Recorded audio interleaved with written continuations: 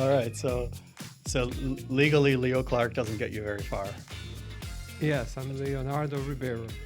Leonardo Rivera. I mean, that to me that sounds cool, right? Okay. Leonardo Rivero. Maybe I should change my artistic name. So Leo, thank you for coming in today. Welcome to the show. Thank you. I'm keen to chat with what we're going to talk about here. I'm interested in film. I'm interested in NFTs. And also some of the social media tech that actually you got me into just in the last week or so.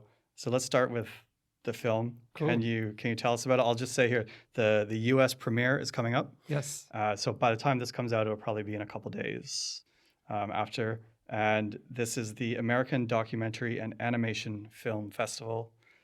And that's going to be in California. Yes. Can you tell us about it? Palm Springs, California, March 22nd. March 22nd. Yeah, Will yeah. you be going?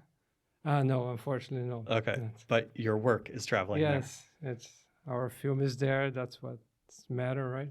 Well, thank you for having me. This is great to be here. And the film, I should start with the film, right?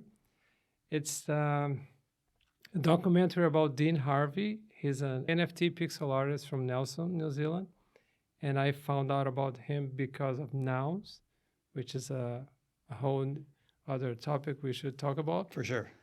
But the goal of the film is to show how NFTs are changing people's lives, especially artists. And that's what the story is about. He used to be like an editor, like a freelance guy, filming and editing. And he got into NFTs and he did well. He's a great pixel artist and he made a living out of it. And so you share a similar background in that sense? You know all about editing yourself? Yes. I can feel his pain. And so, I mean, I've seen the film. I saw it once last year. You posted it up, and you recently let me view it again. And I mean, tell us about Dean. Like, he seems like such a down-to-earth Kiwi guy. He seems like a bit of a nerd as well. Exactly. Yeah, that's the type of story that I'm really passionate about. He didn't know what it was. He didn't even know what the blockchain was. Yeah. Right. So he heard about it, that some friends were doing well, selling NFTs, and he actually went through like 3 to 4 months of just research, just learning the technology, and I love that moment that most of us have when we first get into the crypto space and the crypto money becomes like real money. So he sold his first NFT. It's like, what is this? And then it's in his bank account. And it's like, wow, this is real. And then he just kept on going, and like with most successful stories, it's dedication and work, right? He really spent time like just making art.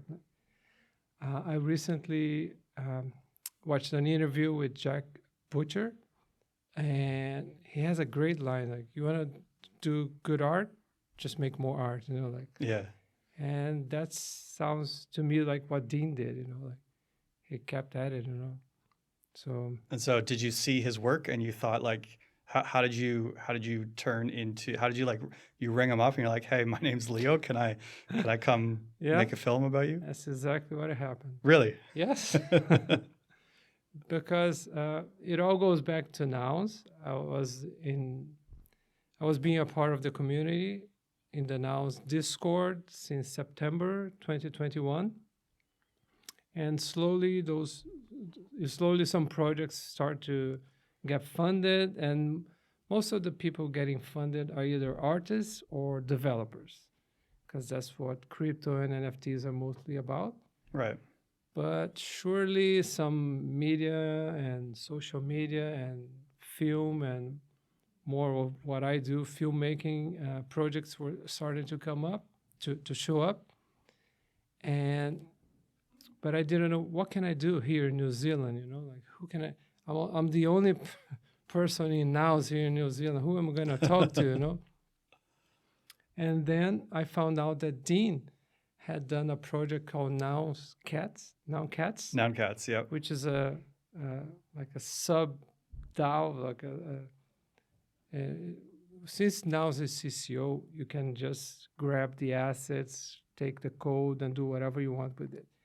And Dean got together with Backseat, which is the developer, and they launched a brand new PFP project based on Nouns, using the Nouns assets and doing a version of cats, basically. Which is And that's such a classic NFT thing to do, right? Like, exactly, it's a remix. there you go. And yeah, and that's when I realized that that's the guy I'm looking for. And obviously, I reached out. We had like a long phone call, and as we kept talking to each other, and I'm studying his work, it all made sense. He's a really cool guy, and I love his work. And so, what do you highlight in the documentary? You go through this journey of like starting. He did the Noun Cats before he met you, Yes, and then what was he working on when you got to him? he was working. Well, by the time I actually went down to Nelson to talk to him, the crypto and NFT space actually went down, right? But he kept working on his 101s and like experimenting, and he never stopped selling art, as far as I know. Sometimes there are better times, sometimes there are slower times, but he never stopped. And is it? I saw the credits, so I know there's a few people that helped you here. But are you like a sort of just a one-man production company? Yes. Yeah. Yeah. The thing is that I was funded in Ethereum, and I left the funds in Ethereum. Right. You didn't convert them to I dollars. didn't convert into dollars straight away, and it was a week before the major crash, like June 22. So the budget went from 60,000 to 20,000. Oh no. That was bad. So that's why it took so long to make the film. I said, what am I gonna do? So I got the interviews out of the way, let's say like the main interview, but the soundtrack, the visual effects, Yeah. that had to wait. And so you're organizing all of this yourself? Yes. Yeah, I'm director producer. Yeah. Okay. If I had the full budget, maybe I'll get a friend or a partner, producer to help me out. But and it's your vision then that is Yeah. now going to be it. So what's it like? I've never, made something and sent it to a film festival. What's that process like? And like, what do you hope to get out of it?